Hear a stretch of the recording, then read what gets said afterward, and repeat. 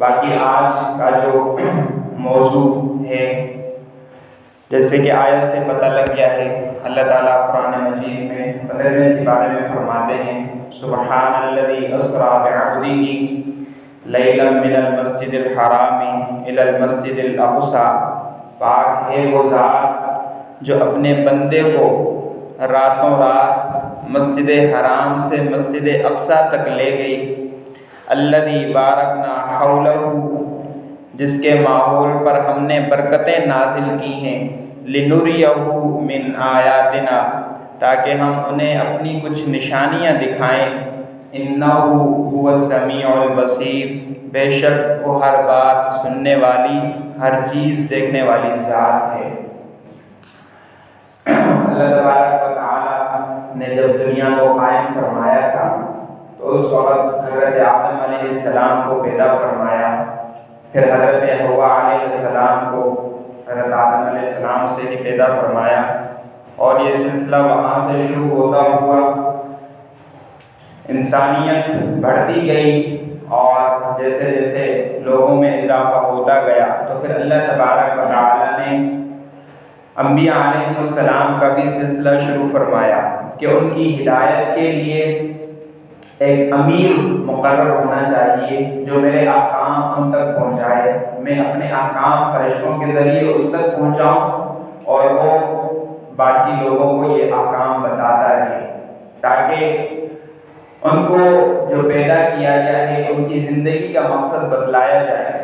کہ اصل مقصد دنیا میں آنے کا کیا ہے۔ اللہ تعالیٰ فرماتے ہیں وَمَا خَلَقْتُ الْجِنَّ وَالْإِنسَ إِلَّا لِيَعْبُدُونَ، کہ ہم نے انسان اور جنوں کو اپنی عبادت کے لیے ہی پیدا فرمایا ہے۔ تو یہ حضرت آدم علیہ السلام سے انسانیت کا سلسلہ شروع ہوتے ہوتے حضرت عیسیٰ علیہ السلام تک جب پہنچا، اور حضرت عیسیٰ علیہ السلام خود بھی نبی ہیں اور ان سے پہلے بھی کئی سارے نبی گزرے ہیں،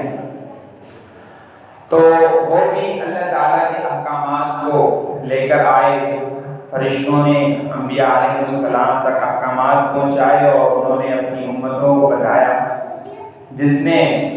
فمن شاء فلیؤمن ومن شاء فلیکفر، جس نے ہدایت کا راستہ اختیار کیا وہ کامیاب ہو گیا، جس نے ہدایت کو چھوڑا، انبیاء علیہ السلام کی فرامین کو، اللہ تعالیٰ کے بتلائے ہوئے احکامات کو چھوڑا تو وہ یقیناً کامیاب ہوا، یقیناً ناکام ہوا، اور اس کا آخرت میں ٹھکانہ جو ہے وہ جہنم ہے۔ حضرت عیسیٰ علیہ السلام کے بعد نبی کریم سرور دو عالم صلی اللہ تعالیٰ علیہ وسلم اس دنیا میں تشریف لائے، اور اب انبیاء علیہ السلام کا سلسلہ حضور علیہ السلام پر ختم ہوا۔ حضور علیہ السلام کا فرمانے انا خاتم النبیین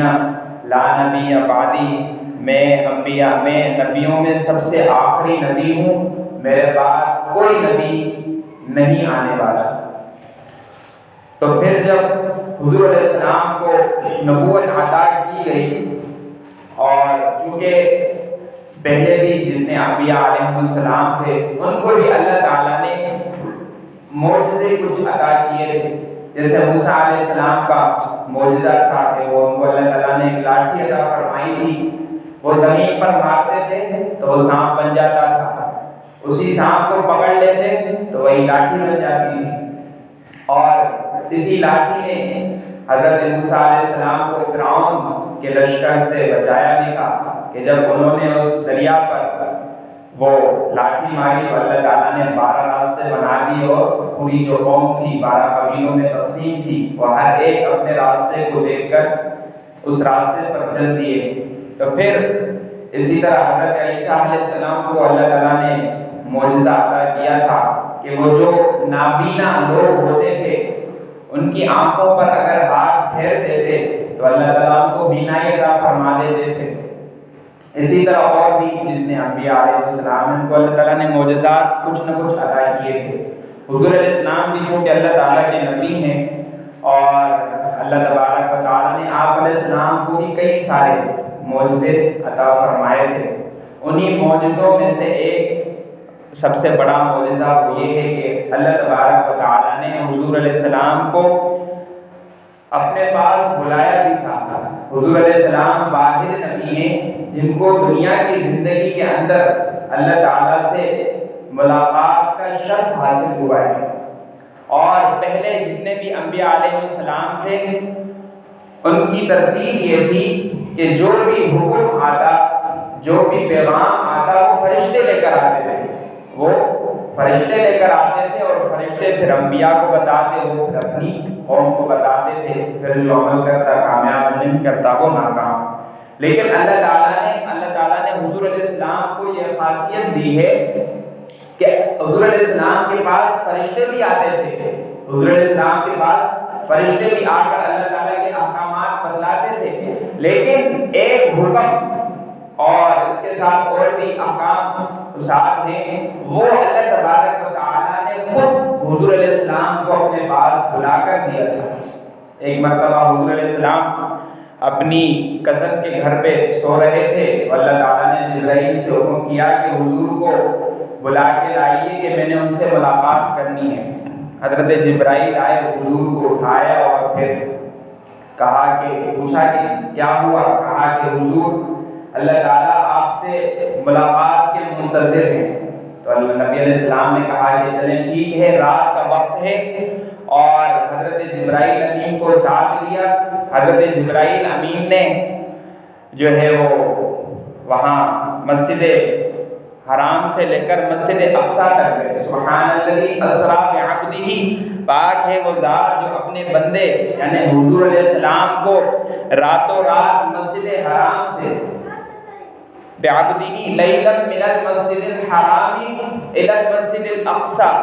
مسجد اقصیٰ تک لے کر گئے، اور وہاں پہ جو ہے حضور علیہ السلام فرماتے ہیں کہ میں نے تمام انبیاء علیہ السلام کو دیکھا جو مجھ سے پہلے گزرے تھے، یعنی اللہ تعالیٰ نے ان کی روحوں کو جمع کیا تھا۔ تو پھر جب حضور علیہ السلام انبیاء علیہ السلام پہلے سے حضور علیہ السلام کے پہلے سے اس مسجد میں بیٹھے ہوئے انتظار فرما رہے تھے، تو پھر حضرت جبرائیل امین حضور کو ساتھ لے آئے، ساتھ لا کر پھر دیکھا کہ یہ تمام انبیاء بیٹھے ہوئے ہیں۔ تو جبرائیل نے کہا کہ آپ امامت کروائیے، ان کو نماز پڑھا دیجیے۔ تو پھر حضور علیہ السلام نے حضرت جبرائیل کے حکم پر جو ہے ان کو نماز پڑھائی، خود بھی نماز پڑھی۔ وہاں سے فارغ ہوئے تو پھر اللہ تبارک و تعالیٰ کے حکم سے پھر آسمانوں پر گئے، ساتوں آسمانوں پر بار بار اجازت مانگی گئی۔ پہلے آسمان کا دروازہ بجایا، کہا کہ کون؟ کہا کہ محمد ہیں۔ کہا کہ ان کو اجازت ہے آنے کی؟ کہا کہ ہاں اجازت ہے۔ دروازہ کھلا، دوسرا تیسرا، پھر آخر میں حضرت موسیٰ سے ملاقات ہوئی، حضرت یوسف سے بھی ہوئی، اور پھر ساتویں آسمان کے بعد جو ہے وہ آگے چل کے سدرۃ المنتہا پر بھی گئے۔ سدرۃ المنتہا کے بعد پھر ایسا مقام آیا جہاں پہ جبرائیل امین علیہ السلام نے کہا کہ یہاں سے آگے میں نہیں جا سکتا۔ تو حضور علیہ السلام نے فرمایا کہ اس کو اپنے الفاظ میں بتا رہا ہوں کہ حضور علیہ السلام نے فرمایا کہ عجیب بات ہے، مجھے نیند سے اٹھایا ہے، رات کا وقت ہے، وہاں سے پھر مسجد جو ہے اقصیٰ لے کر آئے ہو، مکہ سے مسجد اقصیٰ لے کر آئے، انبیاء کی امامت مجھ سے کروائی، ساتوں آسمانوں پہ مجھے تم ساتھ لے آئے، وہاں بھی انبیاء سے ملاقات کروائی ہے، سدرۃ المنتہا تک بھی ساتھ آئے ہو، اب یہ کیا بات ہے کہ اب تم آگے میرے ساتھ نہیں چل رہے؟ تو پھر حضرت جبرائیل امین نے کہا کہ اگر ایک قدم بھی میں اس سے آگے ہوا تو پھر میرے جتنے بھی پر ہیں، حضرت جبرائیل علیہ السلام کو اللہ تعالیٰ نے 100 پر عطا کیے تھے، اور ان کا ایک پر اتنا تھا کہ اگر وہ پھیلا دیں تو مشرق سے مغرب تک پورا اندھیرا ہو جاتا۔ ایسے حضرت جبرائیل علیہ السلام کو اللہ تعالیٰ نے 100 پر عطا کیے تھے۔ تو پھر کہا کہ اس سے ایک قدم بھی میں آگے بڑھا تو میرے یہ سارے کے سارے پر جل جائیں گے۔ تو پھر کہا کہ یہاں سے آپ خود اکیلے سفر کریں گے۔ پھر وہاں سے اللہ تبارک و تعالیٰ نے اپنے پاس قریب بلایا اور قریب آ کر ملاقات ہوئی، اللہ تعالیٰ سے ہم کلامی ہوئی۔ ہم کلامی کا شرف حضرت موسیٰ علیہ السلام کو بھی حاصل ہوا ہے، لیکن وہ بھی موسیٰ علیہ السلام بھی بہت مشتاق تھے کہ میں اللہ تعالیٰ کی ذات کو دیکھ لوں، لیکن اللہ تعالیٰ نے امتحان لیا تو اس امتحان میں ناکام ہوئے۔ تو پھر کہا کہ آپ کا امتحان ناکام ہوا تو سو بات چیت تو ہو سکتی ہے، لیکن جو ہے دیکھنا میرا جو ہے وہ اس دنیا میں آپ کو نصیب نہیں ہوگا۔ پھر حضور علیہ السلام سے جب بات چیت ہوئی، راز و نیاز ہوا، اور راز و نیاز کی ایسی ایسی باتیں ہوئی کہ فرشتوں کا بھی اس کا علم نہیں ہے۔ پھر جاتے جاتے اللہ تبارک و تعالیٰ نے حضور علیہ السلام سے کہا کہ ہماری طرف سے یہ تحفہ بھی دیتے جائیے اپنی امت کے لیے، اپنی امت کے لیے۔ اگر اس کو میں اپنے الفاظ میں بیان کروں وہ یوں ہوگا کہ جب اللہ تبارک و تعالیٰ کے پاس سے آپ علیہ السلام واپس آنے لگے تو دل میں خیال آیا کہ مجھے اللہ تبارک و تعالیٰ نے اتنا بڑا مقام عطا فرمایا کہ مجھے اپنے پاس بلایا ہے، مجھے ایک تو نبیوں کا سردار بنایا، دوسرے نمبر پہ مجھے سب سے آخری نبی بنایا، میرے بعد کوئی نبی نہیں آنے والا، اور سب سے زیادہ معجزے مجھے ہی عطا فرمائے، اور اب مجھے بھی اور سب سے زیادہ قیامت کے دن میری ہی امت ہوگی۔ تو پھر حضور علیہ السلام کے دل میں خیال آیا کہ مجھے اللہ تعالیٰ نے اتنا بڑا اعزاز دیا ہے تو میں اپنی امت کے لیے بھی ایک اعزاز دینا چاہتا ہوں کہ اللہ تعالیٰ نے مجھے یہاں بلا کر اتنا بڑا شرف بخشا ہے تو میری امت کے لیے بھی کچھ ایسا شرف ہونا چاہیے۔ تو پھر اللہ تعالیٰ نے کہا کہ محبوب میری طرف سے ایک تحفہ ہے، وہ اپنی امت کے لیے لے کر جائیے، اپنی امت کے لیے لے کر جائیے۔ وہ یہ ہے کہ میں آپ کو 50 نمازوں کا تحفہ عطا کر رہا ہوں، اور یہ جا کے اپنی امت کو بتلانا کہ اس طرح پڑھنی ہے اتنے اوقات میں۔ تو پھر جب چھٹے آسمان پر پہنچے تو حضرت موسیٰ علیہ السلام نے کہا کہ محبوب بتائیے کہ کیا ملا ہے تحفے میں؟ کہا کہ 50 نمازیں عطا ہوئی ہیں۔ تو کہا کہ 50 نمازیں آپ کی امت نہیں پڑھے گی، اس میں کمی کروائیے۔ تو آپ علیہ السلام پھر واپس گئے، کہا کہ حضور اللہ تعالیٰ کہا کہ یا اللہ یہ نمازیں بہت زیادہ ہیں، اس میں کمی فرمائیے کہ میری امت نہیں پڑھے گی۔ کہا کہ 45 کر دیتے ہیں۔ 45 کے بعد پھر موسیٰ علیہ السلام نے کہا کہ یہ بھی بہت زیادہ ہے، اس میں کچھ کمی کروائیے۔ پھر 40 ہوئی، 35، 30، 25، 20، 15، 10 اور آخر میں جا کے 5 پہنچی۔ پھر موسیٰ علیہ السلام نے کہا کہ محبوب یہ بھی زیادہ ہے، اس میں بھی کچھ کمی کروائیے۔ اس لیے کمی کروائیے کہ میری امت پر 3 نمازیں فرض تھی، کم وقت وہ 3 نمازیں بھی نہیں پڑھتے تھے، آپ کی امت پر تو 5 نمازیں ہیں، آپ کی امت نہیں پڑھ پائے گی۔ تو اب اس وقت حضور علیہ السلام نے فرمایا کہ اب نہیں، اب مجھے اللہ تعالیٰ کے پاس جانے سے حیا آتی ہے، مجھے شرم آتی ہے کہ اب اس 5 نمازوں میں بھی کمی کرواؤں۔ کمی کرنے کا جو مقصد تھا وہ یہ تھا کہ جب بھی پہلی بار گئے 5 نمازیں کم ہوئی، دوسری بار گئے پھر 5 کم ہوئی۔ اب حضور نے فرمایا کہ ہر بار 5 ہی کم ہو رہی ہیں، مجھے اس بات کا ڈر ہے کہ اگر اس میں بھی کمی کرواؤں تو یہ 5 بھی ختم ہو جائیں، جو تحفہ ملا ہے وہ واپس لے لیا جائے گا۔ لیکن جب 5 نمازیں اللہ تعالیٰ نے حضور کو عطا فرمائی تو پھر آواز آئی ما یبدل القول لدی، کہ میری بات میں کوئی تبدیلی نہیں آتی۔ اگر آپ کی امت یہ 5 نمازیں پڑھ لیں تو میری طرف سے 50 نمازوں کا ثواب ہوگا، میری طرف سے 50 نمازوں کا ثواب ہوگا۔ ما یبدل القول لدی، میں جو بات کہہ دوں اس میں کوئی کمی نہیں آتی۔ اگر 50 بھی ہوتی تو 50 کا ثواب ملتا، لیکن اللہ تعالیٰ نے کہا کہ چلو 5 ہیں لیکن 50 اسی 5 نمازیں ہیں لیکن ثواب اسی 50 نماز کا جو پہلے ادا کی۔ تو اس سفر کا جو مقصد تھا وہ اصل یہی تھا کہ حضور علیہ السلام کو یہ بہت بڑا تحفہ عطا کیا گیا، بہت بڑا تحفہ عطا کیا گیا۔ پھر یہ تحفہ پھر حضرت جبرائیل علیہ السلام نے 5 اوقات بھی بتلائے اور رکعات کی تعداد وغیرہ جو بھی تھا سارا نماز کے بارے میں حضرت جبرائیل علیہ السلام نے بتلا دیا. لیکن اب ہمیں یہ دیکھنا ہے کہ یہ 5 نمازیں کیا ہم اپنی زندگی میں پڑھتے ہیں یا نہیں پڑھتے. 5 نمازیں اپنی زندگی میں پڑھتے ہیں یا نہیں پڑھتے. جب حضور علیہ السلام اللہ تعالیٰ کی بارگاہ میں پہنچے تو پھر یہ بھی سوال ہوا کہ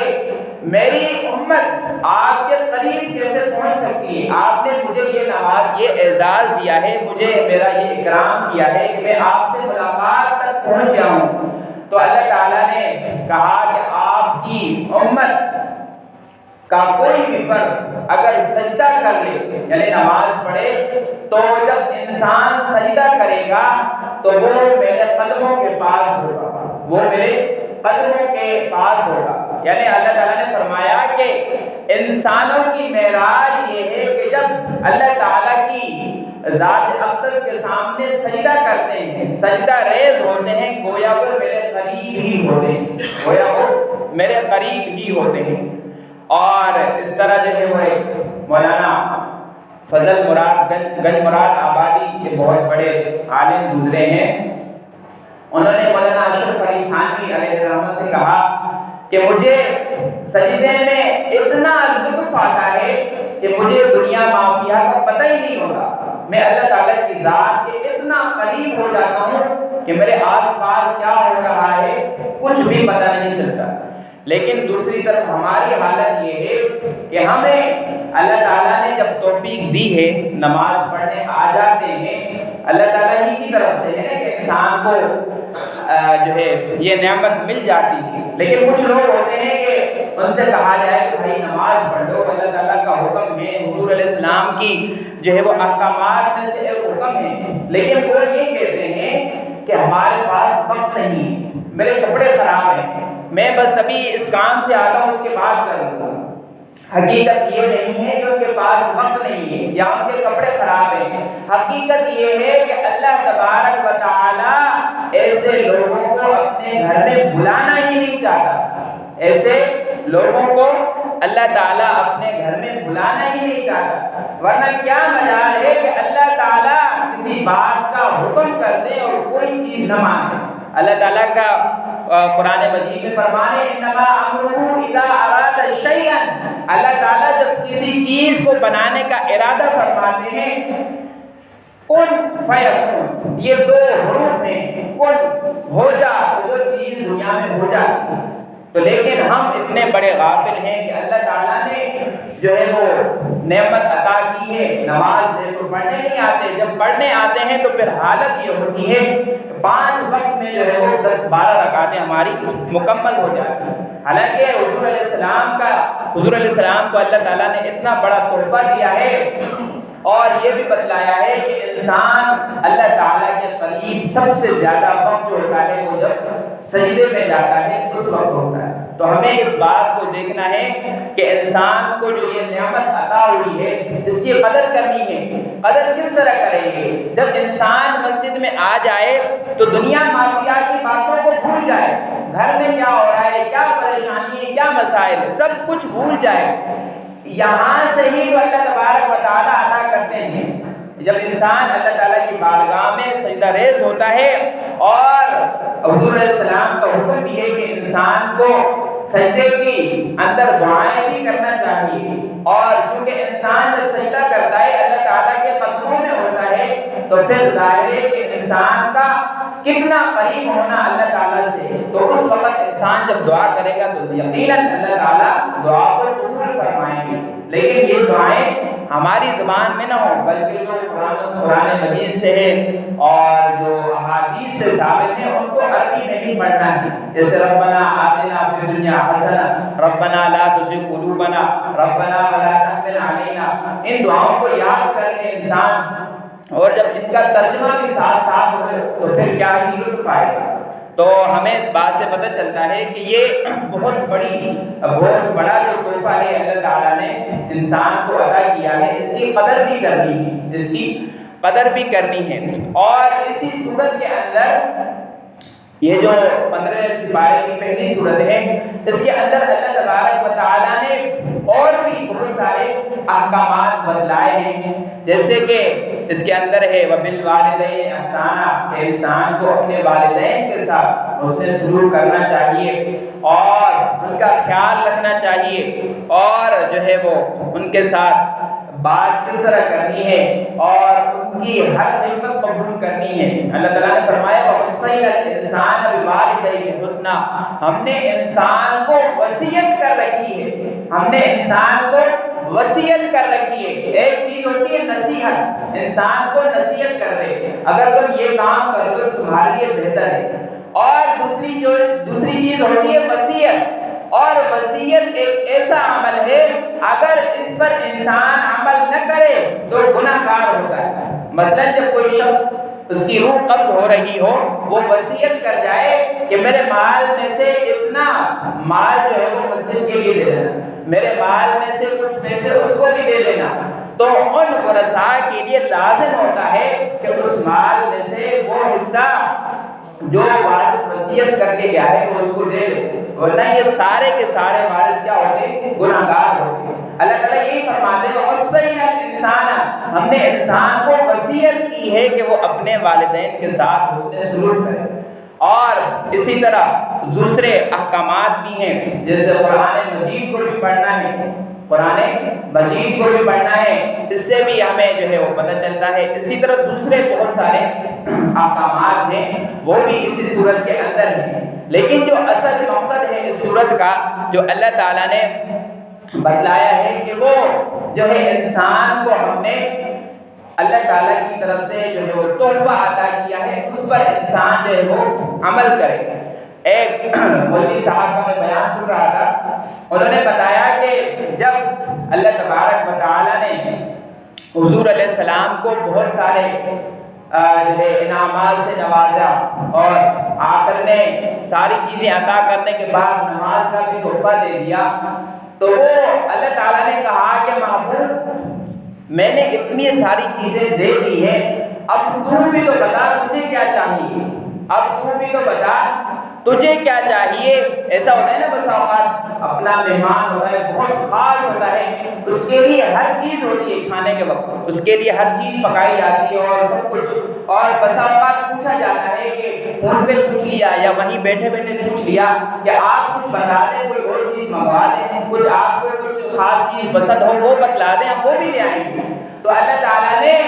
جاتے وقت جو ہے حضور علیہ السلام سے کہا کہ میں نے یہ ساری چیزیں آپ کو دے دی ہیں، اب آپ بھی کچھ بتلائیے کہ آپ کو کیا چاہیے۔ تو پھر حضور علیہ السلام نے فرمایا، کہا کہ اے اللہ میں نے ہر جگہ پہ آپ ہی کا نام روشن کیا ہے، میں نے ہر جگہ پہ طائف کی وادی میں بھی آپ کو ہی پکارا تھا، اور جو ہے مجھے میرے اوپر پتھر برس رہے تھے وہاں بھی آپ کو پکارا تھا، غار حرا میں بھی میں نے آپ کو ہی پکارا تھا، ہر جگہ پہ میں نے آپ کا ہی نام لیا تھا۔ تو پھر میری خواہش یہ ہے کہ مجھے آپ بندہ کہہ کر پکار دیں، مجھے آپ یہ کہہ دیں کہ میں آپ کا بندہ ہوں۔ تو پھر اللہ تبارک و تعالیٰ کو یہ بات پسند آئی، اور یہ جو صورت ہے اسی صورت سے آغاز میں اللہ تعالیٰ نے فرمایا سبحان الذی اسریٰ بعبدہ، کہ